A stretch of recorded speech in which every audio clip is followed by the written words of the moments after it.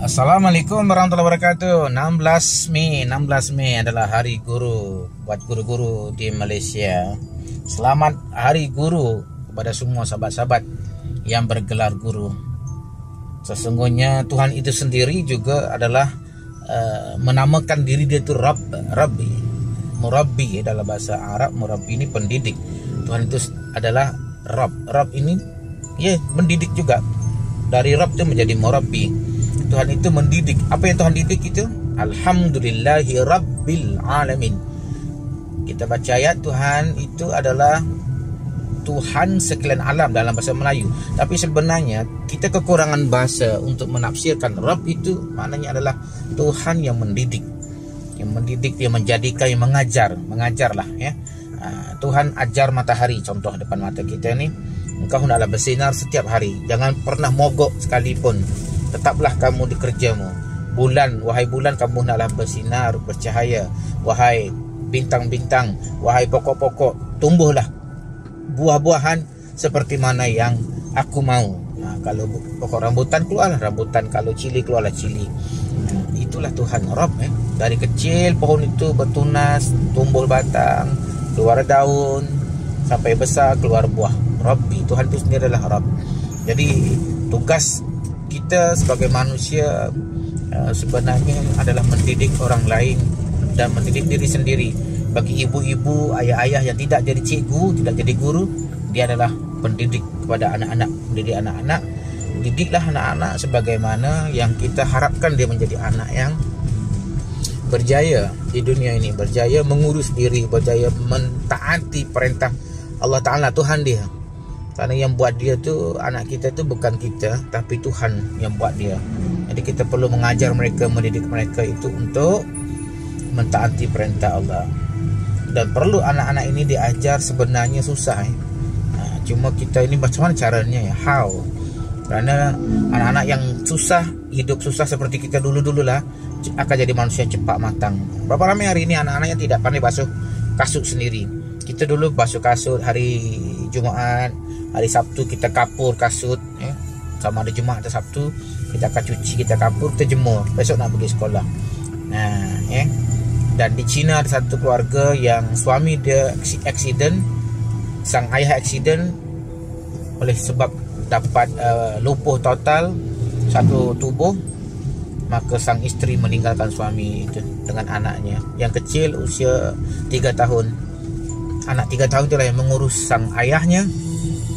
Sehari-hari tolong angkat itu, tolong angkat ini, keperluan ayahnya, tolong ambil air panas, tolong itu ini. Dan anak itu cepat matang hidup dia ya, karena diajar susah. Jadi kita sebagai manusia ini perlu mendidik. Yang pertama siapa yang perlu kita didik? Diri kita sendiri. Didik diri sendiri untuk aku pada perintah Allah Ta'ala. Hidup ini mesti ada toleransi, mesti ada tolak angsur sama manusia.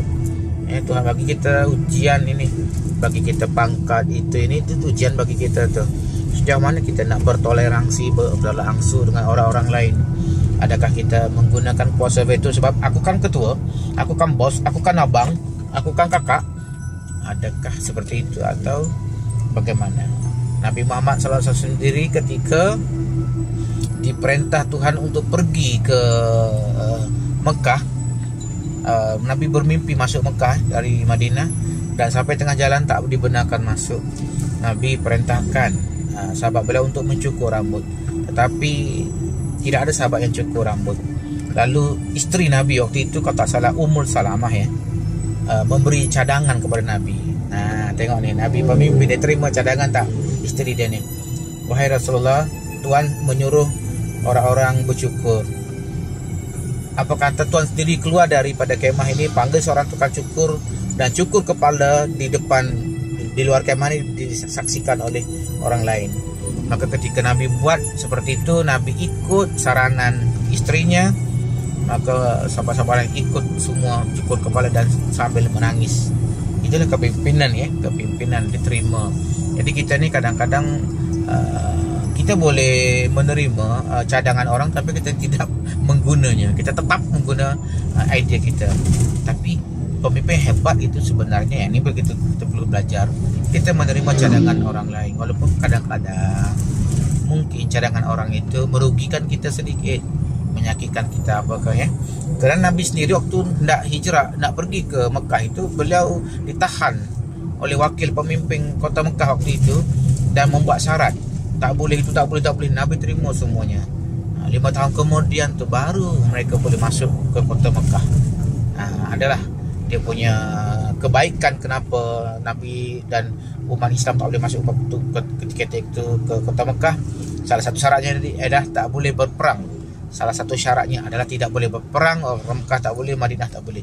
Maka ketika itu berlakulah dakwah. Berperang tak boleh tapi dakwah boleh. Selama sebelum Nabi masuk ke Mekah 5 tahun itu, surat-surat dihantar ke sana sini, surat dihantar kepada raja-raja, dan tersebarlah bahwasanya Nabi Muhammad itu dan pengikutnya akan balik ke kota Mekah.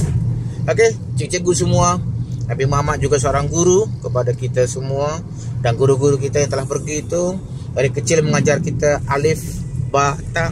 Mungkin semuanya yang mendengar saya berwejangan ini, mungkin semua guru-guru kita itu sudah meninggal dunia ya.